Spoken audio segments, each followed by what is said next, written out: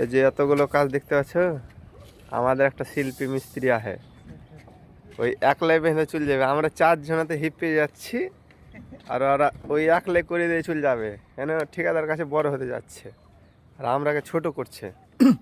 চারিদিকে এল করে আমরা 4 জনা মিলে খাঁচা বেঁধেছি এতগুলো, তবু বলছে কাজ হয়নি ঠিকাদার। তাহলে একটা আমাদের বাসাতে শিল্পী মিস্ত্রি আহে, ওকে পাঠাতে হবে।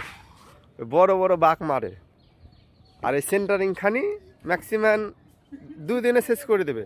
আমরা 4-5 দিনে পারিনি, ওই 2 দিনে শেষ করে দিয়ে চলে যাবে একলাই।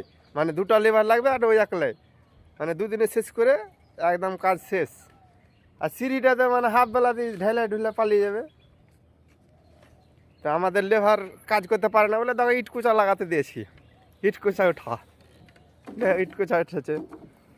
আর আমাদের তো বাসাতে একটা শিল্পী মিস্ত্রি আছে, আমরা বলছি আমরা কাজ করতে পারি না, তো শিল্পী মিস্ত্রিরা পাঠায় একদিন, আমরা দেখি কেমন কাজ করে। তো না, পাঠাবে না, তবু আমরাকে দিয়ে করাবে, আর বদনামটা হবে আমাদেরই। বুঝছে? এগুলো তো বুঝবে না। এই যে আমাদের মিস্ত্রি অটো চালাতে গেছে,